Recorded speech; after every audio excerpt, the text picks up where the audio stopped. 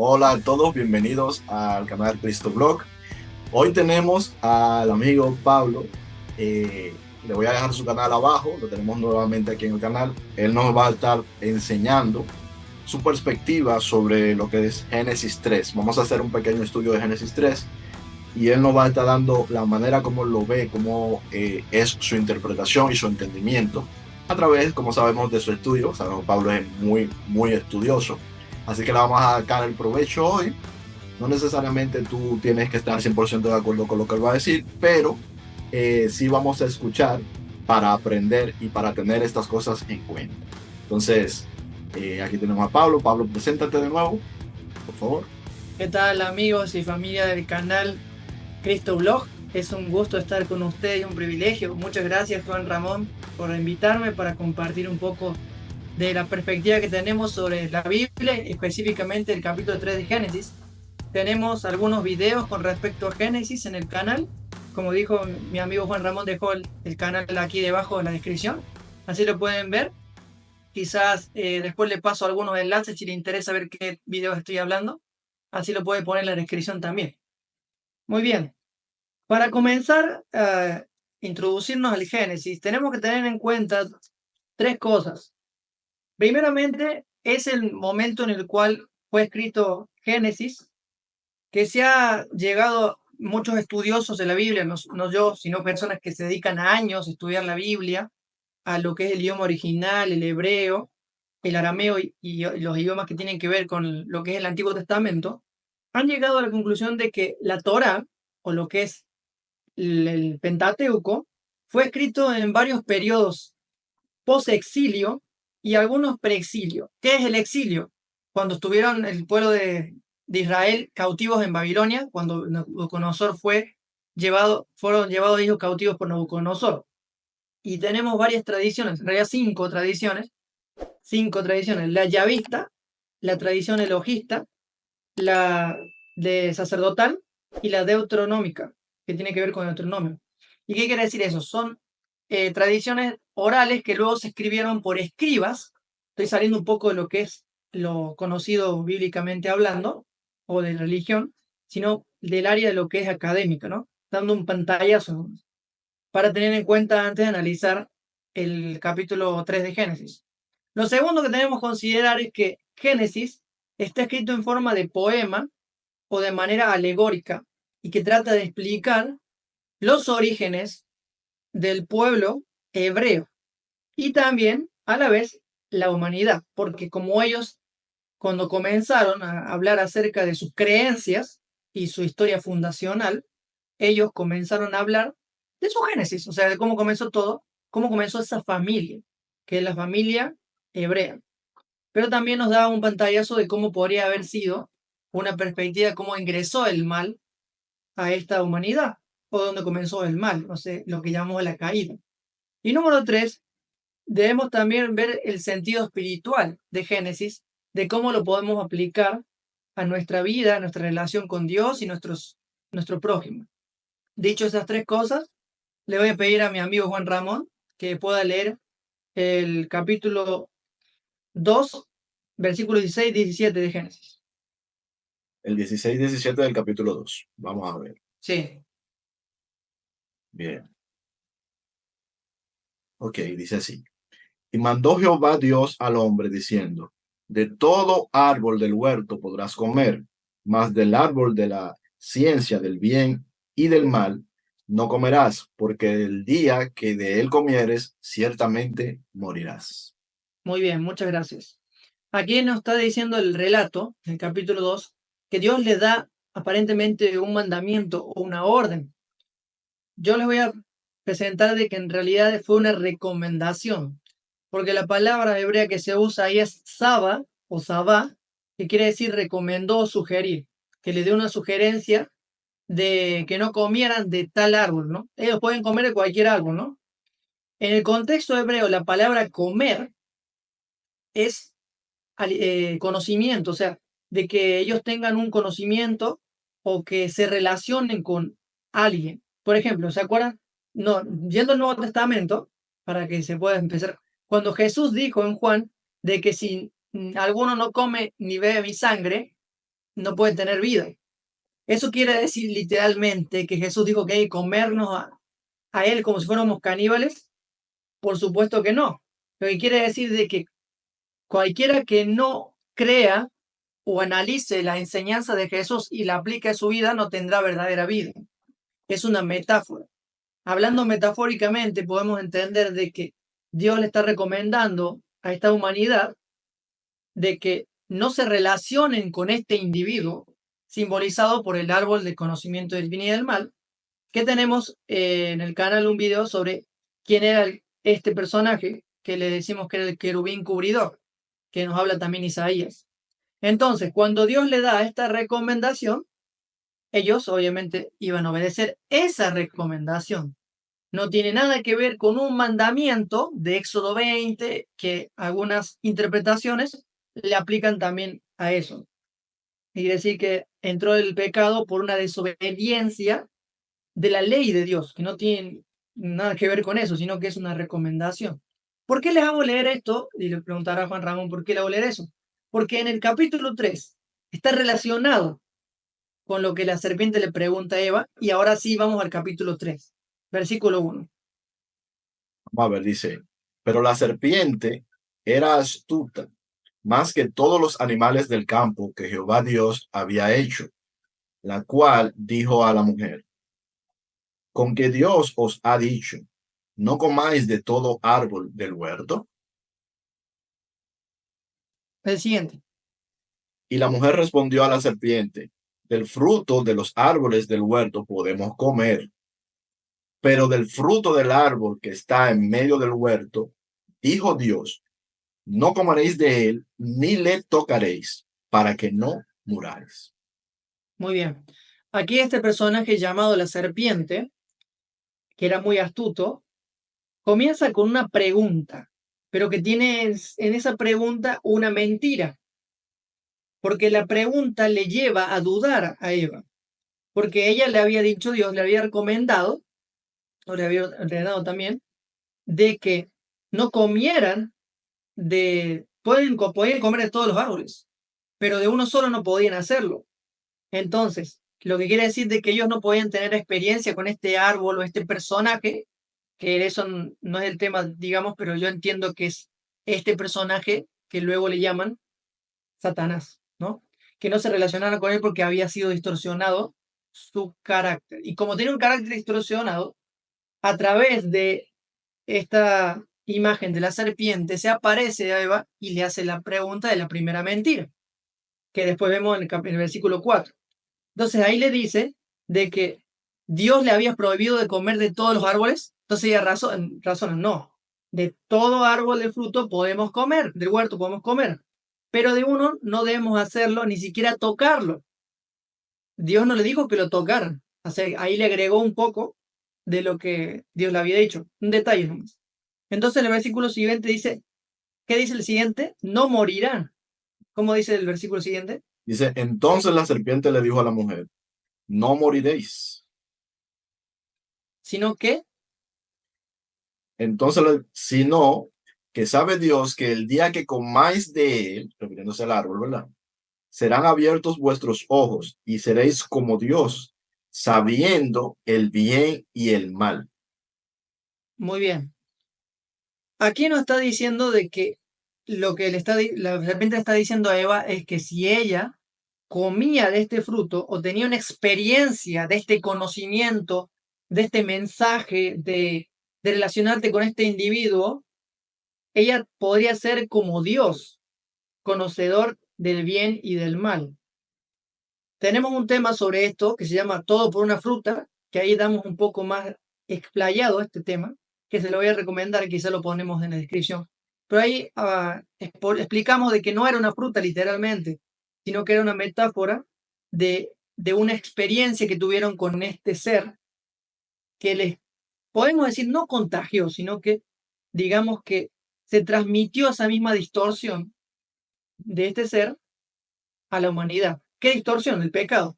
Para mí, el pecado es una distorsión sobre el verdadero carácter de Dios en la mente humana. Y por esa razón, el arrepentimiento es cambio de mente.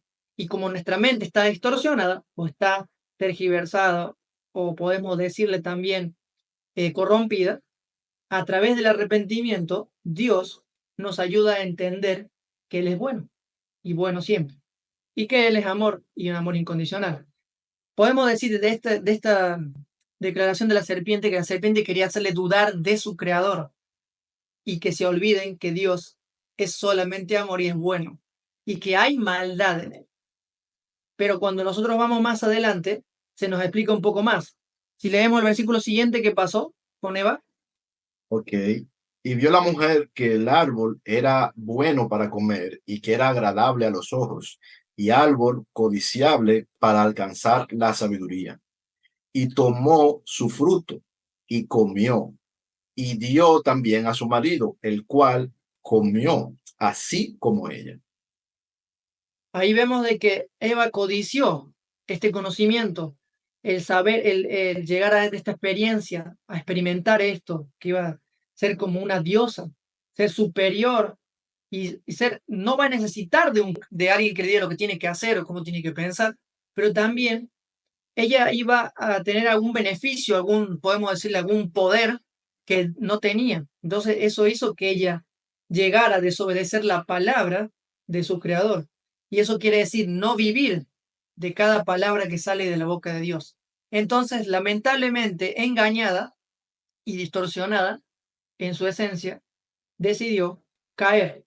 En otras palabras, la caída. La caída y la distorsión de ese carácter bueno, amoroso, apacible, en ver a Dios de una manera diferente, con miedo de Dios. Ya no te vas a acercar a Dios con lo que es un abrazo, querer que te abrace, querer estar con Él, querer estar a solas, sino que vas a huir de Dios. Y eso lo veremos en los siguientes versículos. Sí. Leemos el versículo 7 entonces. Sí. Dice, entonces fueron abiertos los ojos de ambos y conocieron que estaban desnudos. Entonces cosieron hojas de higuera y se hicieron delantales. Continúo. Uh-huh. Sí. Y oyeron la voz de Jehová Dios que se paseaba en el huerto al aire del día. Y el hombre y su mujer se escondieron de la presencia de Jehová Dios entre los árboles del huerto. Mas Jehová Dios llamó al hombre y le dijo, ¿dónde estás tú? Y él respondió, oí tu voz en el huerto y tuve miedo porque estaba desnudo y me escondí. Muy bien. Primero principal, lo que sucedió en el momento en el que ellos comieron de este fruto, ellos fueron abiertos sus ojos. ¿Qué quiere decir abrir sus ojos? Es una metáfora de que ellos empezaron a darse cuenta de que habían dejado de tener en ellos algo que no les dejaba ver su desnudez. La palabra desnudez en hebreo es eirón y significa literalmente desnudez del alma. Quiere decir como que fue tan profundo el impacto en su ser que empezaron a sentirse inseguros de sí mismos, con miedo y con consecuencias al castigo. Empezaron a verse tan desnudos que no querían que los viera nadie. Por ejemplo, hoy en día, si una persona sale caminando desnuda, tiene que estar mal de sus cabales para hacerlo, porque eso sería una humillación terrible. Pero una persona que no está bien psíquica, de su psiquis puede hacerlo con normalidad y no le va a parecer nada. Entonces, la desnudez es mucho más profundo que una desnudez normal, es una desnudez del alma. Ellos se sentían que no valían, ellos habían perdido su valor como hijos de Dios. Ellos habían perdido la identidad, el carácter que Dios había puesto impreso en ellos, y ellos tenían un carácter tergiversado. Lo siguiente que pasa cuando ellos se ven que están desnudos, ¿qué quieren hacer?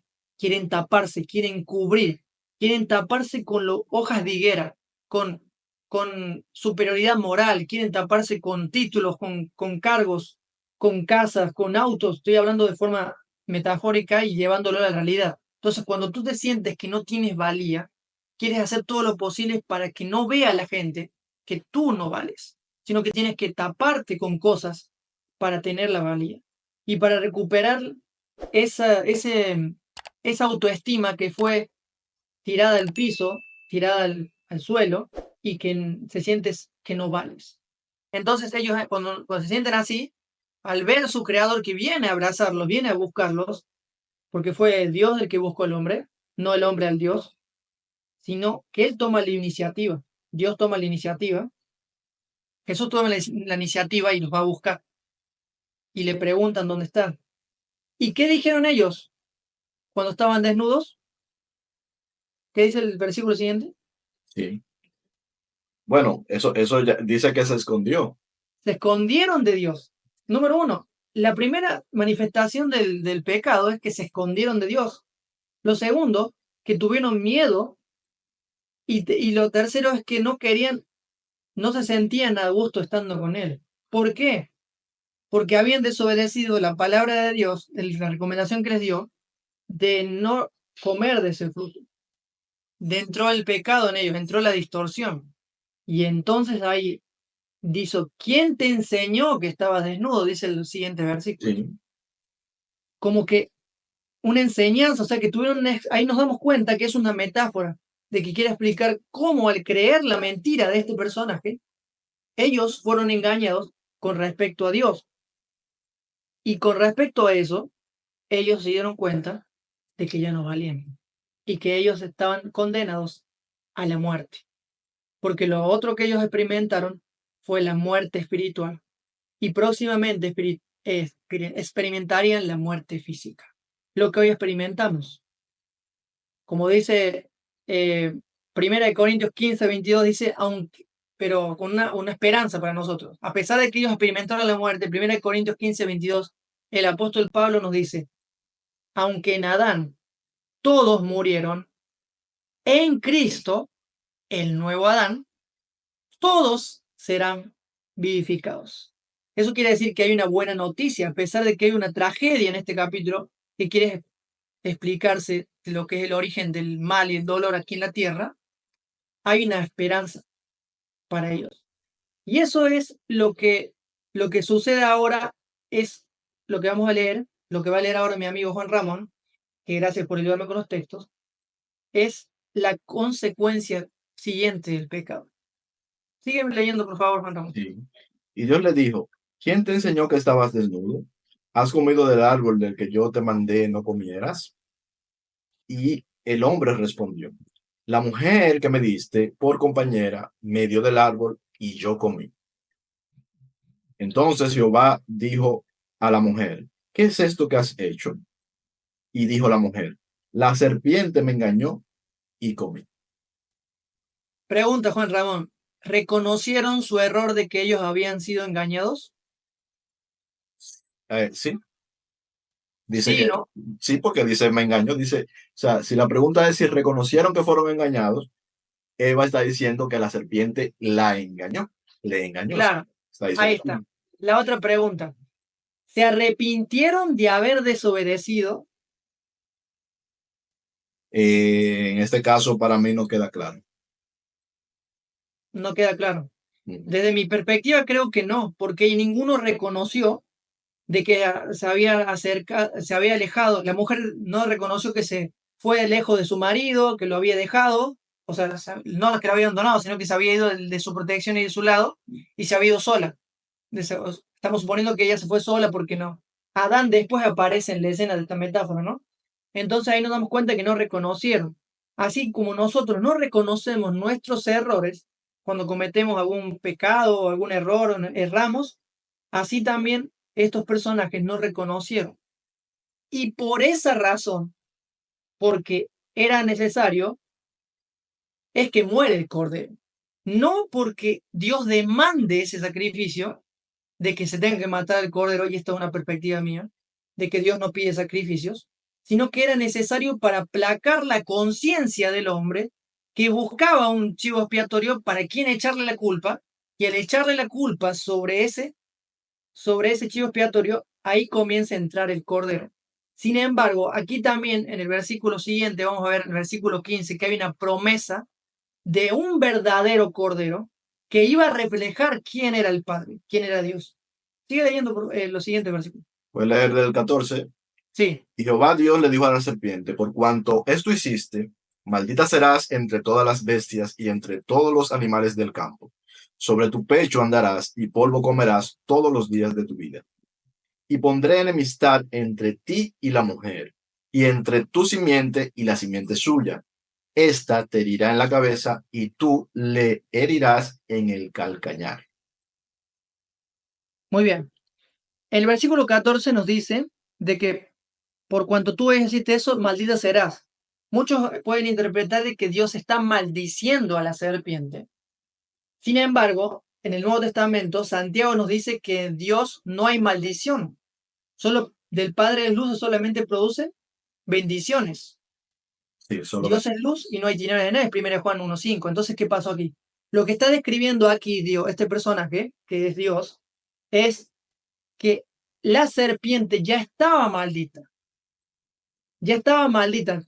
Quizá no queda claro en español, pero cuando nosotros leemos la palabra maldita, lo buscamos en el diccionario Strong, la palabra maldita es la palabra arar y quiere decir maldito eres o maldito, pero maldito no es que lo está maldiciendo, sino que está describiendo la condición de esta serpiente.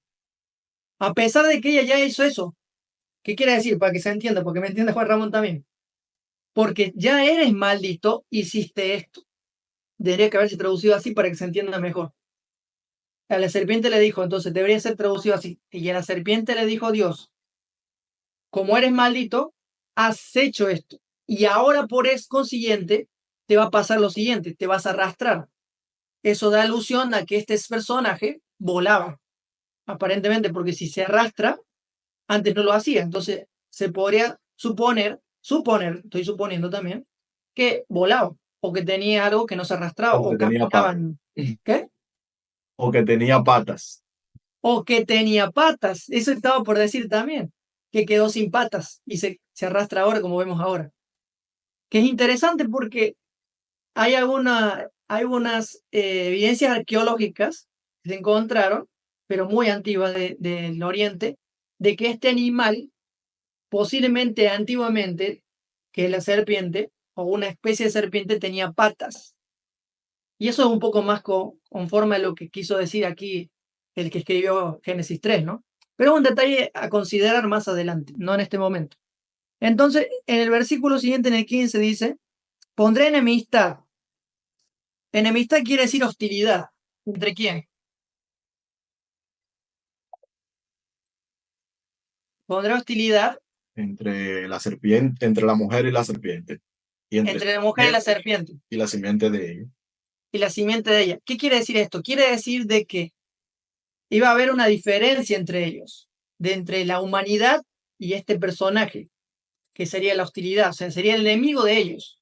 ¿Pero por qué? Porque en ese momento va a venir un libertador, y ese libertador es Jesús de Nazaret. Y esa es la simiente de la mujer, de esta humanidad, el segundo Adán. Y esa es la promesa, que él le aplastará. La palabra aplastar no quiere decir de aplastar, de destruir, sino que le quitará el poder, deshacerá o dejará de hacer. Deshará. ¿Qué? Deshará. Deshará, perdón, gracias. Deshará el poder de este personaje sobre la humanidad. Y ahora él tendría el poder sobre la humanidad porque él sería la principal cabeza de la humanidad.